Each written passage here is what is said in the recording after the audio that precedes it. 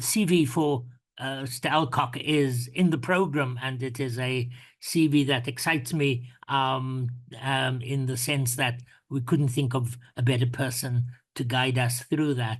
So I'm going to ask him to give us the presentation now.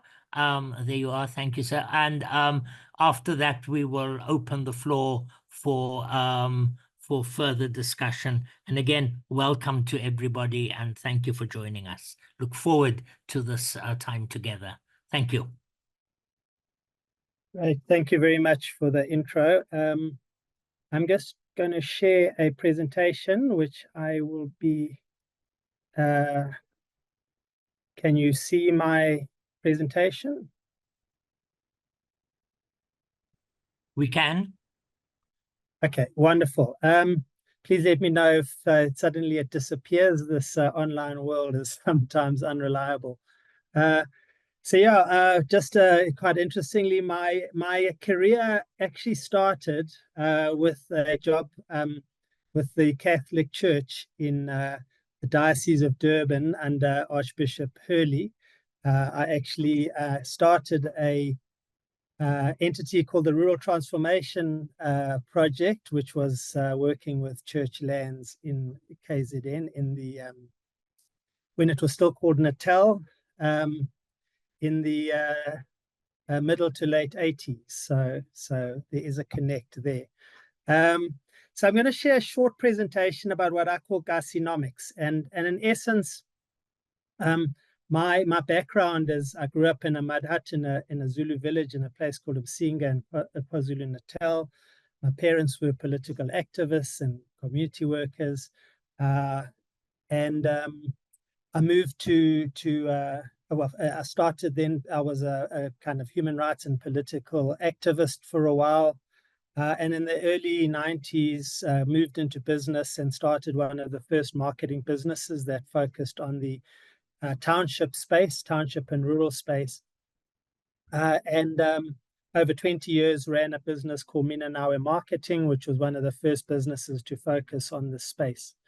And I think importantly, why I say that is that I'm not a researcher, and I'm all of the work I'm going to talk about hasn't really come out of research. It's come out of running a business in that space where there was very little information, data, insights, and so on. And so we specialized, my two co-founders, Sandile and Jablani, we focused on understanding the dynamics of this space through developing insights and understanding distribution patterns, businesses, and so on.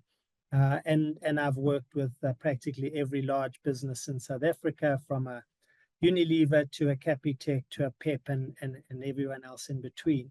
And so importantly, all the stuff I'm going to show you is not really the result of any research, but is very much about projects that we have run. So for argument's sake, if we've understood the distribution to spaza shops, it would have been for a specific client. And to the subject I'm going to talk about today, about employment and incomes, a lot of the work would have been specifically for instance, a financial institution developing banking products, so understanding incomes and so on. So I wrote two books about this, KasiNomics and KasiNomic Revolution, and prior that a book about growing up as I did, born white, Zulu bred. I called it KasiNomics because we tend to determine the informal economy as the word informal, which implies unstructured, unsophisticated, small scale, low tech, low income, low profit, survivalist, subsistence, and I think all of those things are true to a very small minority of the sector. The majority of businesses and people operating in this space don't fit this description of an informal, as I'll show you. So I use the term Kasi, the cool term for the township, to kind of change this dynamic. But I think importantly, the KasiNomics is not only about the urban or township environments. This informal economy that I call KasiNomics is in inner cities, it's in suburbs, it's in rural areas, as well as townships, and it's all around us. And we have misconceptions about it. We're surrounded by negative news that tells us we're the most unequal place on the planet. It tells us that unemployment is sitting at 40-odd%, and the economy is flatlining, and we hear all of these things. And they're not true to a large extent, to the extent to which they are determined if you look at this more accurately. And I'll talk to that as I go into this. So this lady over here, Miriam is in Baragwanath taxi rank. She wakes up at 2 in the morning, and she travels to Baragwanath, and at 3 in the morning she starts selling amagwinya or vetkoek, and she sells about 2,000 vetkoek every single day for R1.50 each, and she makes herself a profit of anywhere from 800 to 1,000 Rand on those vetkoek, which she sold by 10 o'clock in the morning. She sold that quantity. Then at about 11 o'clock, she starts doing deep fried karapao or deep fried fish. And she does about 200, 250, depending on the time of month per day. And she makes herself another between 500 and 1,000 Rand, depending on the quantity, every single day. So she can turn over anywhere from she can make a profit of anywhere from 1,500 to 2,000 Rand a day, 5 days a week. And kind of we look at her and generally go, oh, shame. And yet she's building a double-story house in Meadowlands in Soweto. She's purchased cash, a little NP200 Nissan Bakkie, and she's doing actually very well. And I asked her, I said to her, I said, how did you start? She said she was a geography and a maths teacher in Soweto, and she decided she wanted to go into business. So she said, I went on this course run by a guy called Raymond Ackerman. She's like, have you heard of him? I said, yes, I have. And she said, she did this course with Raymond Ackerman and Pick and Pay. And at the end of it, he gave her 290 Rand. This was in 1990. Gave her 290 Rand and said, go off and start your business. And she started that business on 290 Rand. And she's representative of a large number of people like her who do this kind of business. On the top center there is what's called a quarter. It's a quarter loaf of bread with slap chips, polony, achar, and so on. It's the hamburger of the townships. I often joke that it's endorsed by the Heart Foundation. The quarter, I was asked in 2005 by Parmalat to launch cheese slices into the township at a time that cheese did not exist in any format. And my business helped launch cheese slices into quarters and into vetkoek in 2005. And today, Parmalat sells 3 billion Rands worth of cheese slices going into vetkoek and into quarters in a market that never existed before. And this just kind of indicates the scale of this kind of sector. And Mbali on the right-hand side there, Mbali owns 7 outlets. She owns about 3 quarter outlets and about 5 what's called chicken dust, which is a picture on the bottom right. Chicken dust is so called because there's 2 reasons. It's a grilled 1 kg chicken grilled on a charcoal braai on the side of the road. And the urban legend is that it's called chicken dust because the cars drive past and the dust lands on the chicken. But having tasted it, I prefer the other legend that people sprinkle dust, spice like a dust onto the chicken to give it its delicious flavor. But Mbali buys 45. She buys 1,000 1 kg chicken a week, and she buys them for 45 Rand, and she sells them for 110 Rand with 2 salads, dumpling, rice, or pap. And so, as you can imagine, she makes a really good margin on that. And she belongs to 3 societies, stokvels, but savings stokvels called societies. And she says she puts about 10,000 Rand into one society, 5,000 Rand into another, and 2,500 into another. And she jokes that when she has cash left over, she's become a mashonisa, a loan shark. But the point is about Mbali and about Miriam is that generally we consider them unemployed and they're invisible to a large part of our economy. And yet they're doing very, very well in running these businesses. And both of them have run these businesses for many, many years successfully and survived black swan events like COVID and so on. What we tend to do, however, is that this is typically our image of the township economy, which is a hole-in-the-wall little spaza shop. And they're often called Okijimamfana because it's, Kijimamfana means run child or run boy, because the purchaser is generally a kid who's given money, run down the road, go and get bread, milk, airtime, or whatever it might be. And while these represent a reasonable size of it, this is the biggest problem, is that we tend to think just of spaza shops, and it drives me crazy. People say to me, I say I work in the township economy, and they go, oh, spaza shops. And I think very importantly, we need to understand that it's a much, much broader economy. And as an example, we have here on the top left, there's about 50,000 food outlets, what I call kasikos, which is everything from amapleti to chicken dust to shisanyamas to quarters, and. These 50,000 outlets turn over 90 billion rand a year. Generally, we hear a lot about how the informal economy is dominated by foreigners. This is not true. The spaza sector, yes, has a high proportion of foreign traders. Within the fast food sector, it's 100% South African. Over and above that, we have about 44,500 taverns, often serving food as well as alcohol. And these are licensed taverns. Over and above the unlicensed ones, probably a lot more. These 44,500 licensed taverns turn over 110 billion rand a year. So we have 200 billion rand just in the food sector, food and alcohol sector, dominated by South Africans. Yes, then we do have the spaza sector, and I put it in inverted commas because the growth in the spaza sector has been very much what I call a spazarette, which is a supermarket outlet like the one you see there. You can see the shelves of personal care and beauty items, and that's in a spaza, so-called spaza in Mlazi and KZN. These are highly sophisticated stores. Generally, price-wise, the typical spazarette is 5 to 10% cheaper, or at least on par on the same branded item as a Pick n Pay or a ShopRite, and doing very well. In fact, this total spaza sector is about 187 billion rand an annum. About 60 to 70%, depending on the place you go in the country, foreign, particularly 4 groups: Ethiopians, who are the most numeric, Somalis, Pakistanis, and Bangladeshis.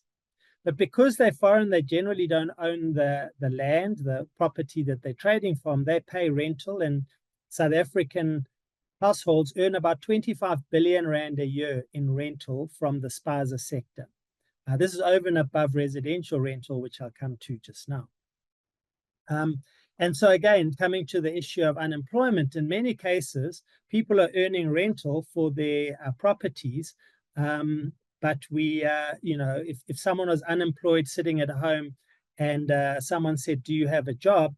They would say no, even though they could potentially be earning 7.5 up to 25,000 rand a month from renting out their property for a spaza. Then we have the saloons, as people call them, or the beauty or hair care sector, about 60,000 standalone hair salons doing 10 billion rand a year. In fact, the beauty sector is doing incredibly well. Balisa on the in the picture there owns that little pink hair salon. She's 20. She started her business when she was 16, still at school. And she rents out, because most of the salons don't employ the staff or the stylists. She rents out about 8 styling stations within her salon. So she, in essence, creates business opportunities or jobs for about 8 stylists, and she does very well. In fact, she's holding there a iPhone 14 Max, which she paid 25,000 rand cash for, and again, she's considered to be unemployed, and yet she has that business. And you can see behind her, she's also a Pargo delivery point for courier collection and delivery point and running a really good business. And then we have a massive Kasi auto services. There's about 80,000 Kasi panel beaters and Kasi mechanics who servicing both, anything from the taxis to personal vehicles to the bakkie brigade. In fact, we have 12 million, we have 9.5 million unfinanced vehicles of 12 million vehicles on South Africa's roads, and a vast proportion of those unfinanced vehicles are being serviced or panel beaten and so on by the Kasi auto sector. I was recently quoted in an article that said the e-hailing businesses are all now, the Bolt and the Uber drivers are generally now using the township auto services to service or fix their cars because, as an example, an Uber driver can drop off his car at 8 or 9 o'clock at night and fetch it the next morning and not lose any operating days. So these are just some of the sectors. But if you look at the total sector, it's a huge sector. There's 80 billion in the spazarettes, 90 in the fast food, 110 billion in alcohol. But then we have over and above that 20 billion rand a year is earned in backroom rental, which I'll talk to just now.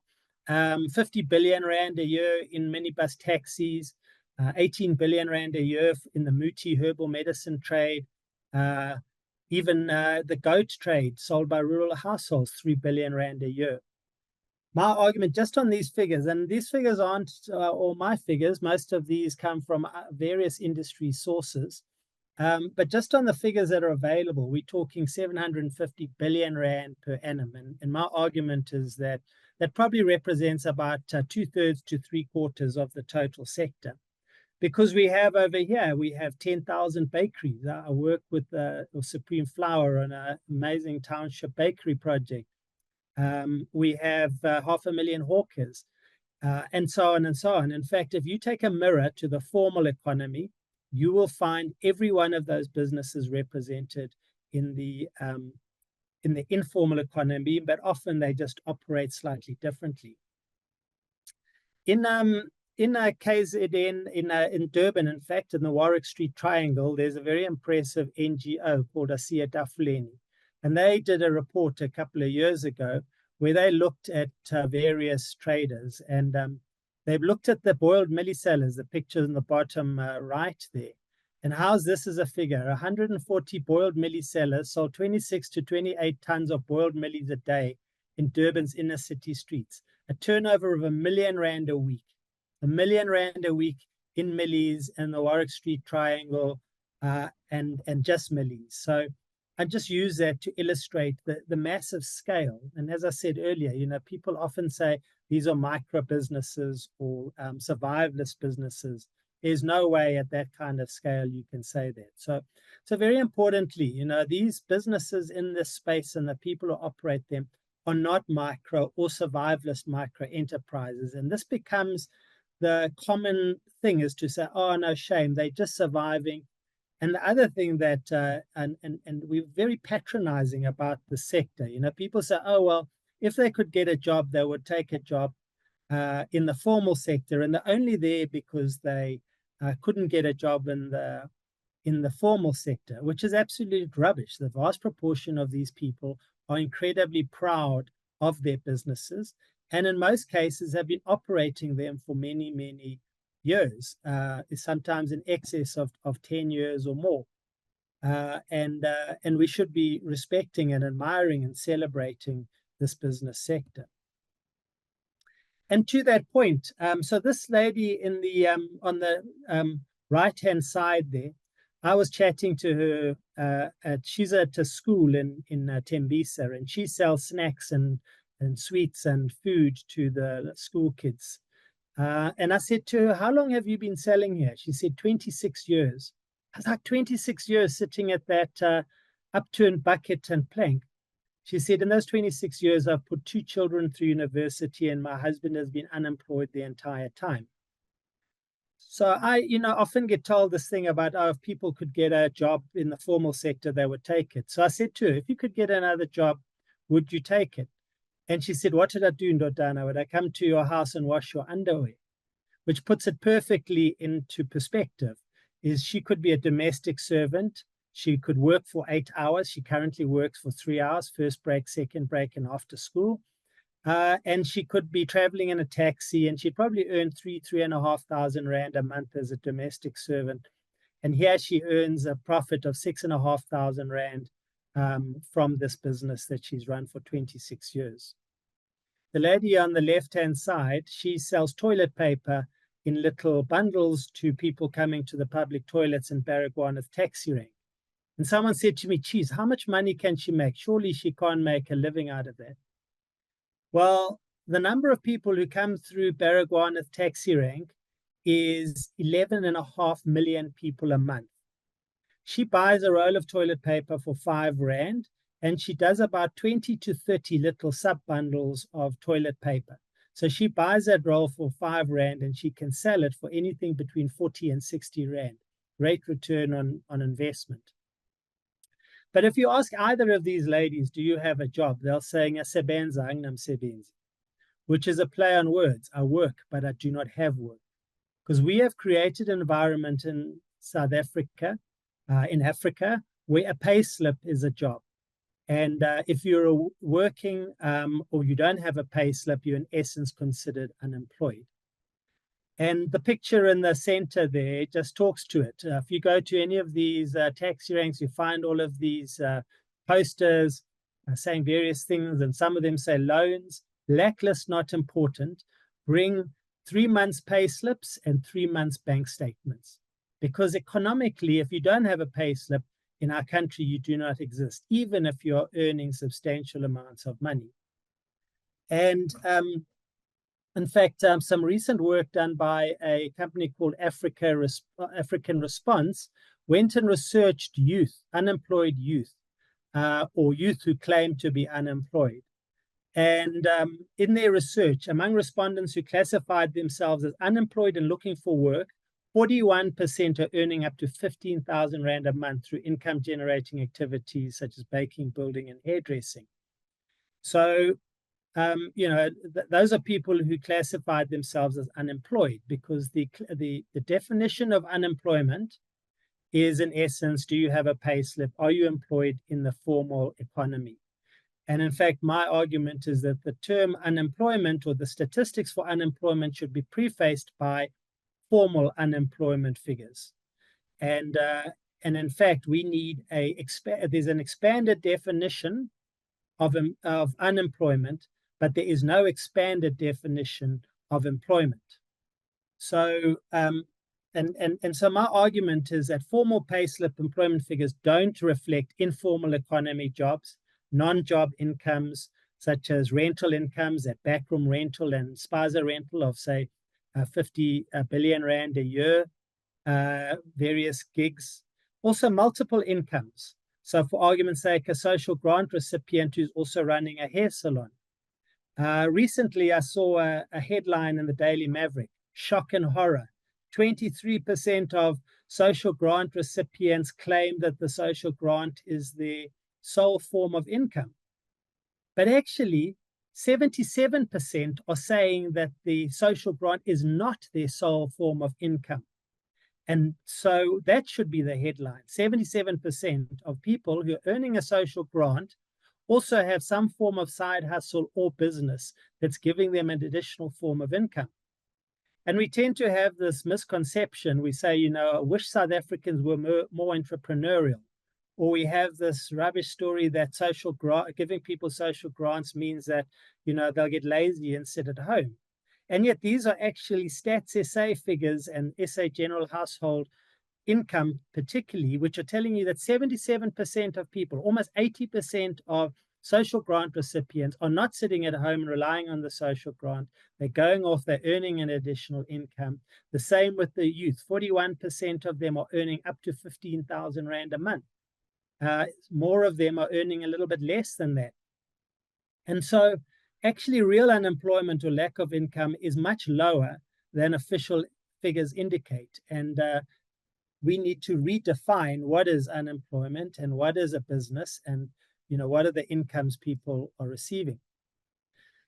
What also blurs this issue in many cases is that businesses and residential merge, where people are running a business, and call it informal business if you want, they generally use their personal bank account for their business. And they don't see the benefit of having a business bank account. And because they're working from home, they blur this kind of definition of what a business is, because they're working from home as well as having a business at home. And in fact, I was recently asked by Capitec to help them develop a bank for the unbanked business sector. In other words, they want to develop a bank account for this informal economy.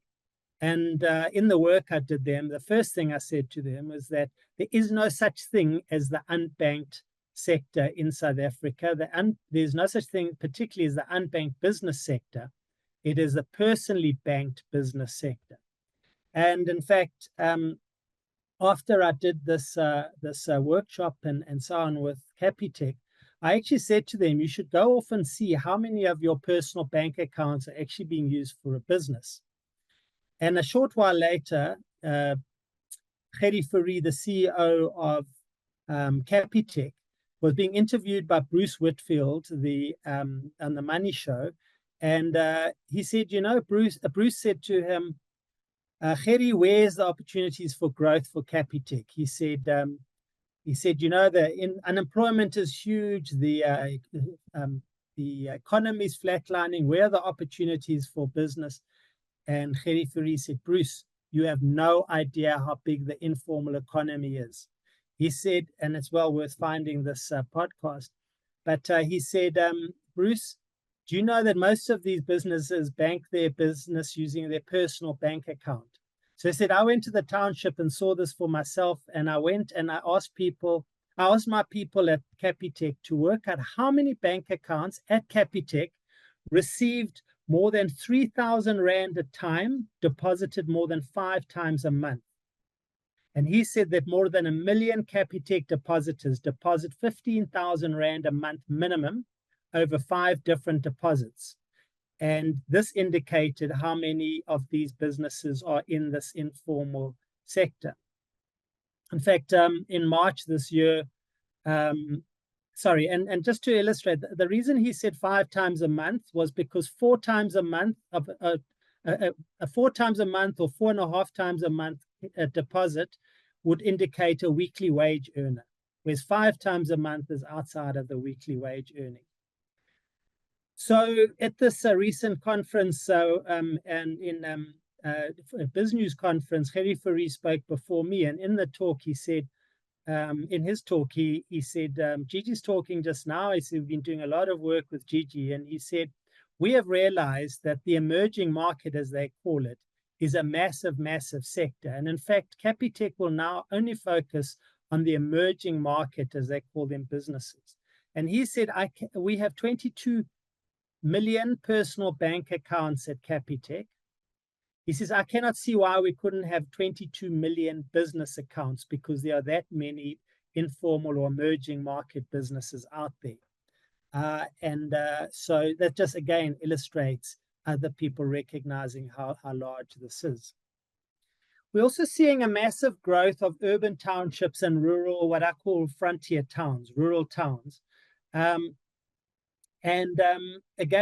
this misconception that there's little business in rural areas and little business in townships. These are the some recent financials. So the Vukile Property Fund owns a lot of township shopping centers and rural shopping centers, and I've recently done work with them. The Vukile Property Fund's recent financial statements reported this, and so trading density, before I read this, trading densities is turnover per square meter within a shopping center. In a signal that South Africa consumers are holding up better than expected in a struggling economy, Vukile Property Fund experienced a significant uptick in trading densities at its malls. Township shopping center properties led the way with a 13% increase in trading densities, the rural portfolio by 7%, and urban shopping centers 4.5%. So township and rural shopping centers are double or triple the turnover of their urban shopping centers, which just gives you a sense of how is that possible if we don't have these businesses and incomes. In fact, the bottom there, township mall owner Dipula sees buoyant occupancies as informal economy holds its own. The township centers who recognizing there's only way that their businesses are growing is because of this informal economy and non-formal incomes. Exemplars focus on townships and rural malls pays dividends. So we're seeing this, and so it's not just anecdotal. We're seeing this coming through in spend within the formal sector. So one of the big mistakes we make as well is that we tend to have the sense that the vast proportion of people in South Africa, and particularly in townships, live in informal dwellings like this. And for a second, maybe just give yourself an idea. Out of 18.5 million households in South Africa, what percentage of them live in a shack or an informal dwelling? And I get numbers generally 60 or 80% of people living in informal dwellings. Well, according to SA General Household Survey, only 8% of households in South Africa live in informal dwellings, and almost 90% of people live in formal dwellings. And you can see this pattern growing there dramatically, less and less informal dwellings. And the reality is that there's been this incredible transformation of housing in the township and rural areas.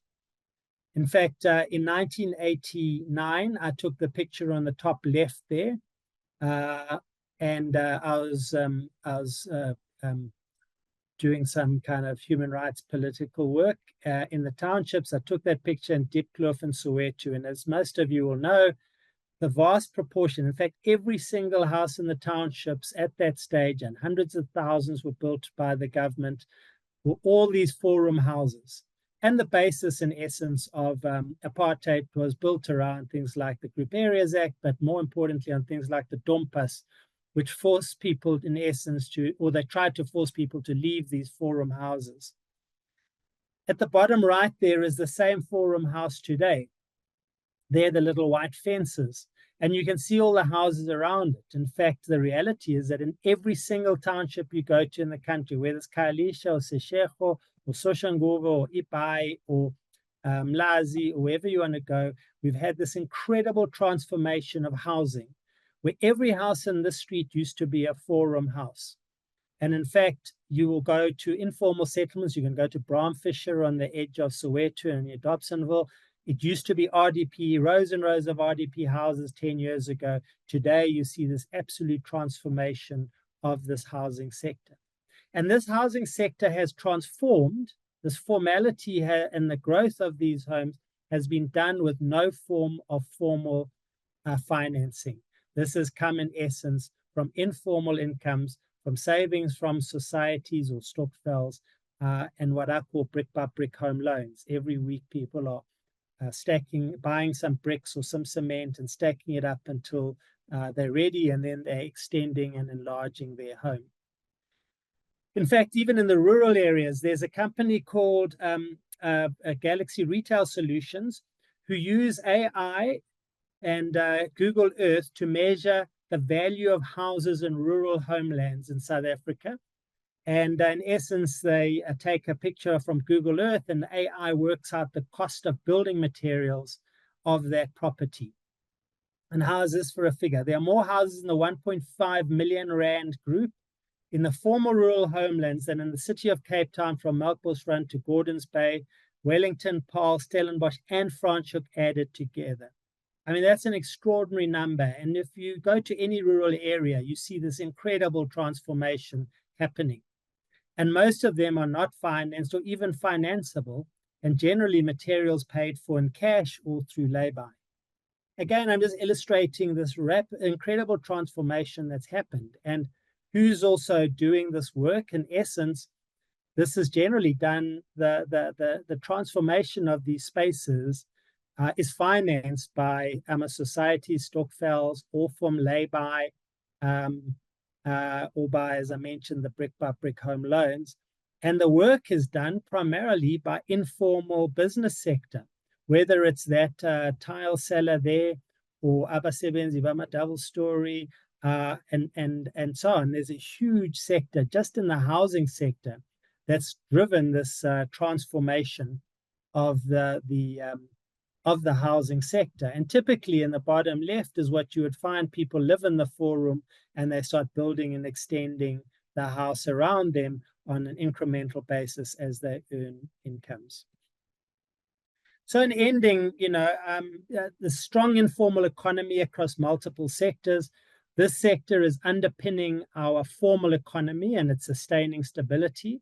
And what I mean by sustaining stability is the reality is that if we really had 42% or 40% or 1 in 2 people unemployed, we would have riots and malnutrition and issues in this country, which make the riots a few years ago look like nothing on earth. The reality is that turnover in those shopping centers, those businesses and stuff, this informal economy is actually driving our formal economy and creating stability.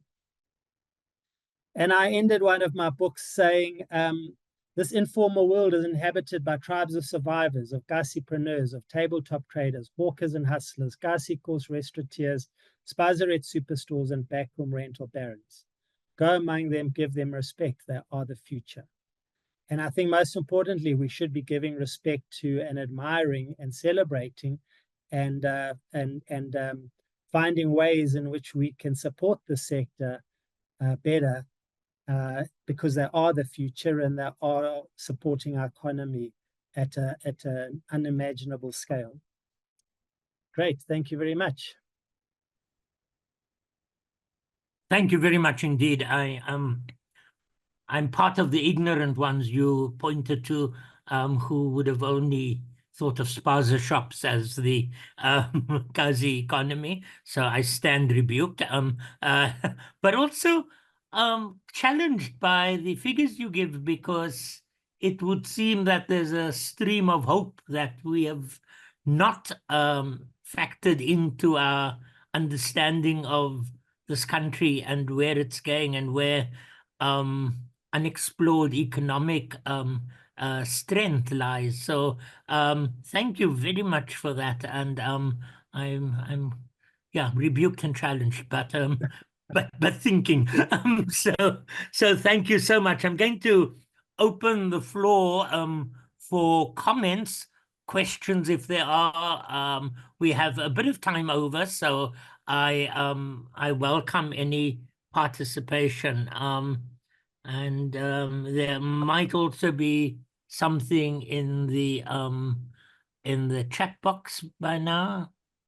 No, just a request to fill in or to put any questions, comments in the chat box as well. I don't see any. I see some questions there in the Q&A. Oh, okay. Go ahead, please look at them. Yeah. Oh yeah, I see them now. Sorry. Yeah. So yeah, David, I agree with you about the payslip. I'm also self-employed, own a business, and yet I can't get financing for anything because I don't have a payslip. And can you imagine how much worse it gets within the sector? And it can be made worse by things like, can you register your business? You can't register your business or register a business because you need a proof of address. And if you, in most places, you don't have a utility slip or you're operating from a container in front of your yard. And so there's many other issues that make this even worse. In terms of the houses, I think we often make a mistake. In the picture I've got on in my background, that's a Khayelitsha. And if you go to Khayelitsha, you find many shacks on the peripheries, and then you drive into the middle of Khayelitsha and you start seeing really nice houses. The reality is many of the informal settlements, the ones that remain informal, not the ones where people upgrade and improve, is they're migrants. They're migrants from the Eastern Cape, or they're migrants from the Northern Cape, and so on and so forth.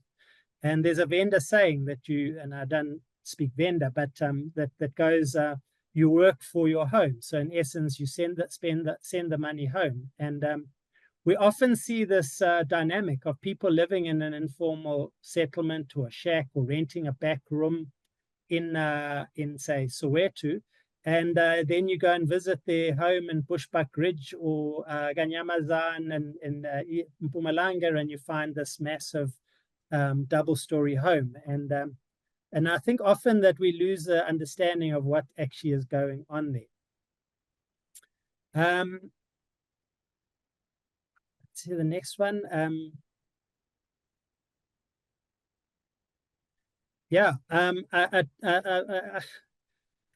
The reason I don't have hair is because I pull my hair out at people, or I've pulled it all out.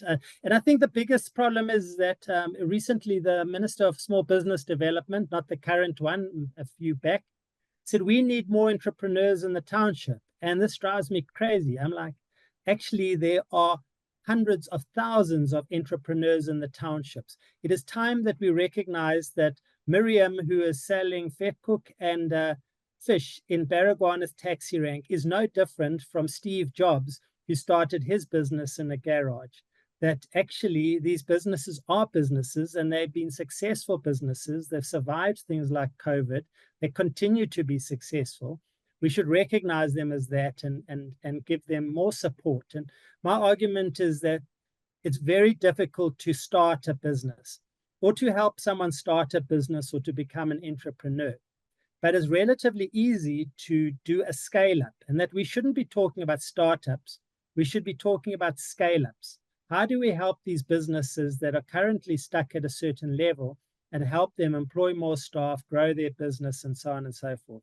Opportunity is taking existing businesses, scaling them up, and growing those businesses. If we could just accelerate that, we would have very little problem in our country.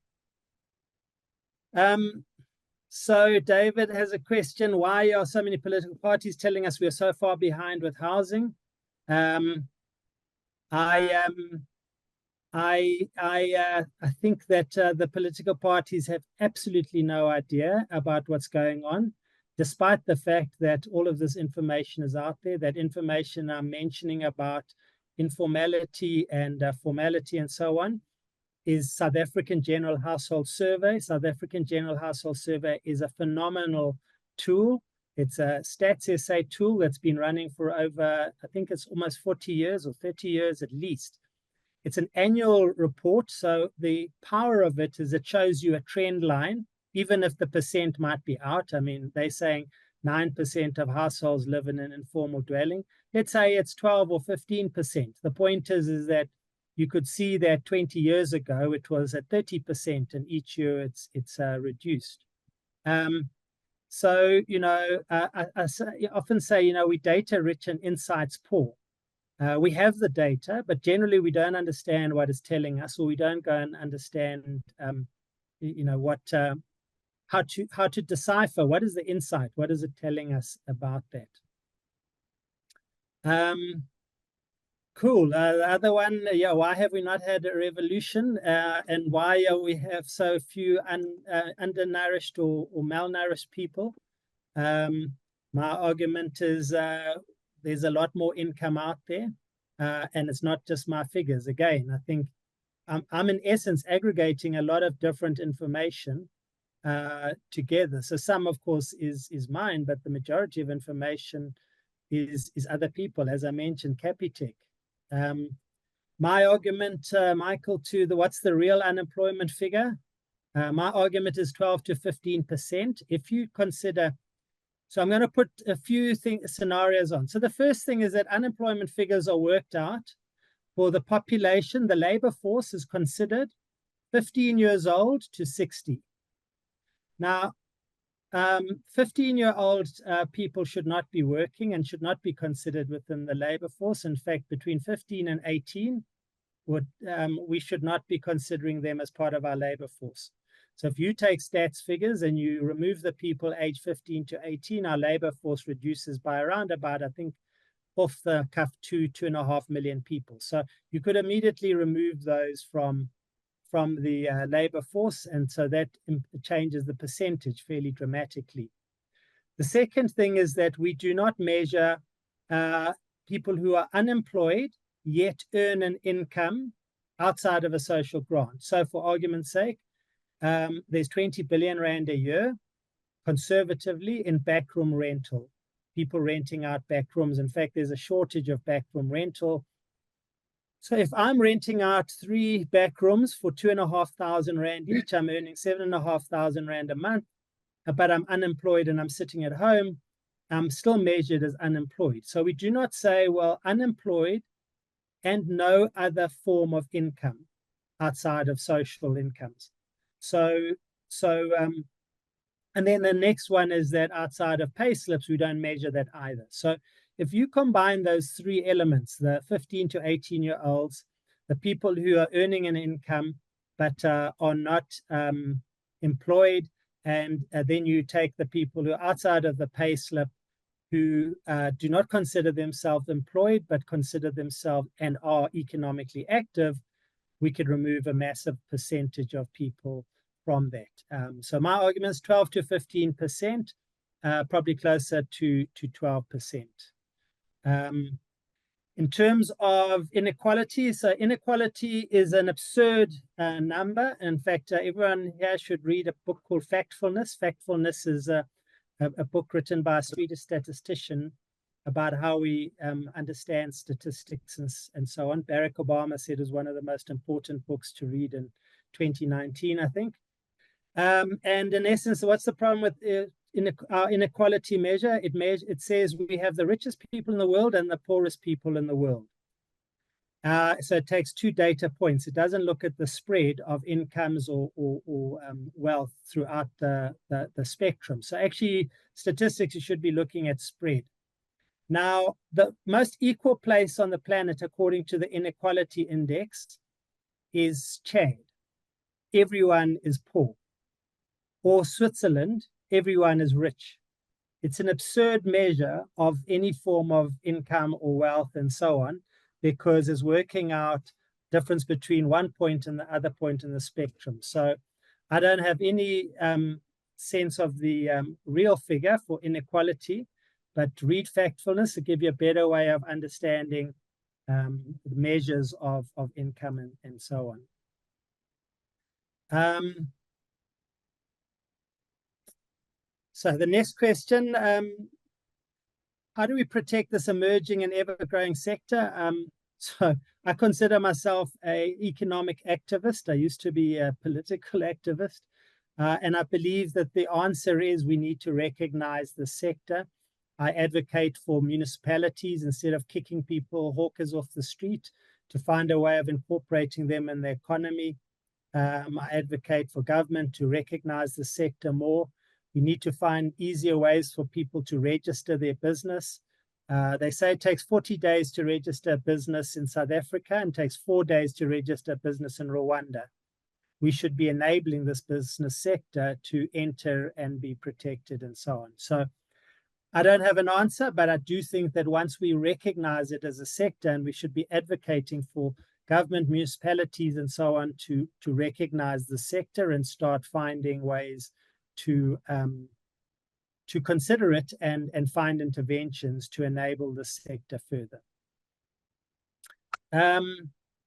Is the government aware of this reality? I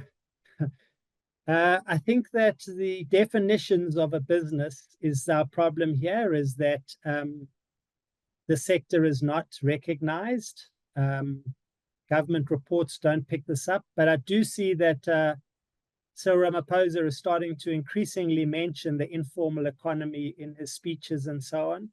The previous Gauteng Premier, Makura, read my books, and the Gauteng government has done quite a lot around that. So I think there's a growing recognition of it. Eastern Cape remains the poorest province. I think so. It's them or Limpopo. I'm not 100% sure. Just a fact. I grew up in Msinga. The capital of Msinga is Tugela Ferry. Msinga, when I grew up, was the poorest district in South Africa. Today in Msinga, it's still the poorest district in South Africa. So we have the district honors. We certainly don't have. To what extent is South African government creating an enabling environment for entrepreneurs? I would say almost incredibly badly, and very, very not doing very well at that, particularly the Ministry of Small Business Development. And I've been public about the fact that they are not very good at this. And it's a huge pity that we can't get this Department of Small Business Development to be more efficient at recognizing this entrepreneurial sector. How can we motivate the current generation to be Kasipreneurs? I think that the trend is shifting dramatically since COVID in particular, where people suddenly noticed someone who was running a little quarter business was still doing business, and the person who was employed was sitting at home. We see a real growth in people talking about wanting a hustle or wanting to have a side hustle. This kind of concept of hustle is becoming hugely popular. But yes, we should be accelerating it. We need in schools and other things to talk more about entrepreneurs. And when I talk to township entrepreneurs in various forums, I generally say we need to look in the mirror, not out the window. Because when we look in the mirror and we look around ourselves and we start seeing how many of these businesses there are and how successful they are, we'll start recognizing them differently. And I recently spoke at a forum of South African business leaders, and a large portion of the group were Black. And I asked a question at the end of my presentation. I said, how many of you are sitting here because you had a gogo who sold vetkooks in order to send you to school, or you had a mother who ran a little spaza shop and she managed to be able to educate you? And most of you are sitting here and you have forgotten that sector of people who actually put you in these positions today. And we often forget that, you know, how many people are actually where they are today because of that sector, and yet we walk away from it and we don't appreciate and support it better. I don't know how much time I've got left. I think I might have run out. I'll race to the one about tax, because I think no, you have some time left. Okay. You have some time left. Yeah.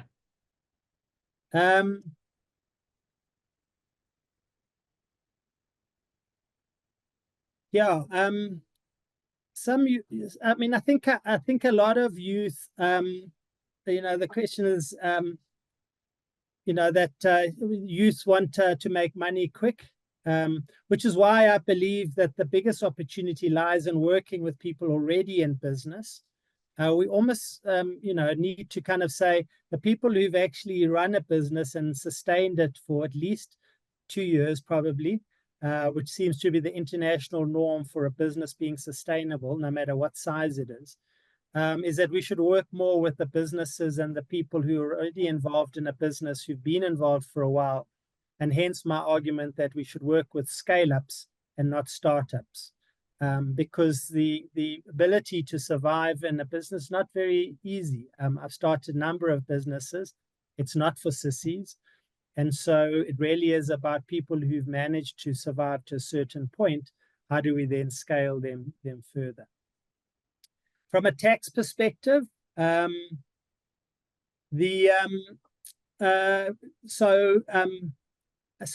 it's quite a difficult question, because we don't know how many of those businesses are registered, and at what point do you say this one is registered and paying tax or not. The most important thing about this is that they are all paying VAT, but they're not claiming VAT. So there's a 15% net benefit to the fiscus of the sector. Having said that, I believe there's a real opportunity to bring them into the formal tax network, but we need to bring it in with some sort of incentive.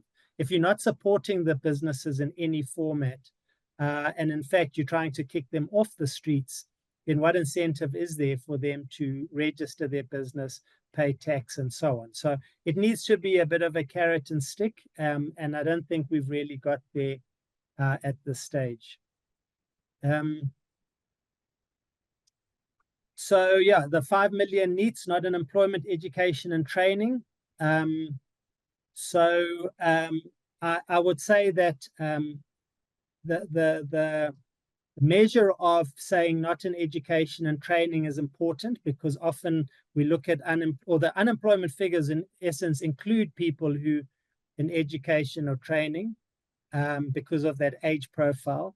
So my argument would be to say that we should say not in formal employment, not earning an income informally, education and training, and then how many people would we still have left over in that 5 million?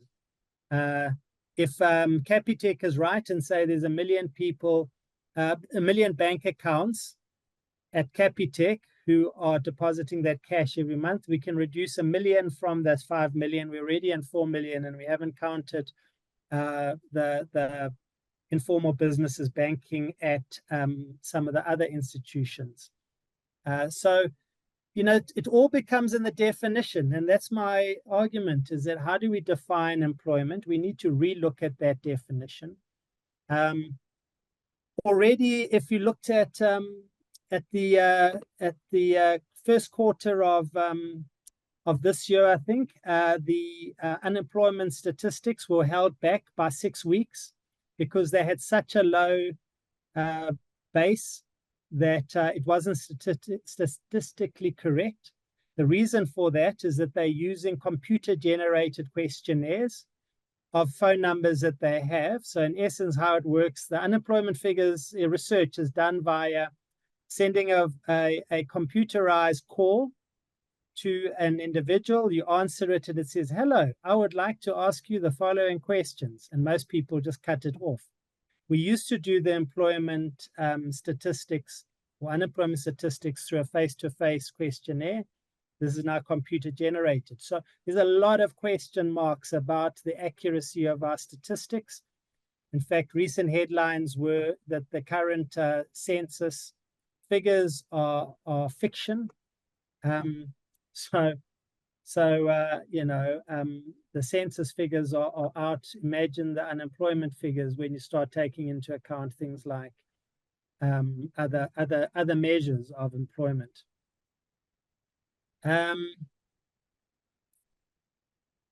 Cool. I think that's all. Yes, there's the Factfulness book. I would really recommend it. It's a startling ways, and as you can see from the subtitle, reasons why the world is getting better and you don't know it, which I found an extraordinary way of looking at information around us. But great, thank you. Thank you. I wonder if I could abuse the chair and just throw in a quick question.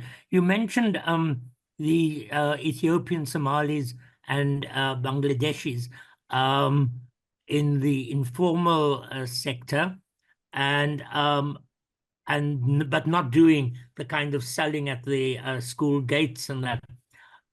Would you say there is room for the argument that they are taking South African jobs or informal possibilities? A thing we often hear in xenophobic discourses. Where is the kind of foreign national grouping in this whole scenario? So I think we need to have a few filters on this. The first one, we have to distinguish between illegal immigrants and foreign immigrants, because not all foreign immigrants are illegally here. Many of them will have permanent residence or will have a refugee status and so on and so forth. And we generally group them all together. The second part of it is, I think we have to also differentiate between the informal legal business and the informal illegal business. So, there's a lot of illegal businesses, be it, from drugs to whatever else it might be.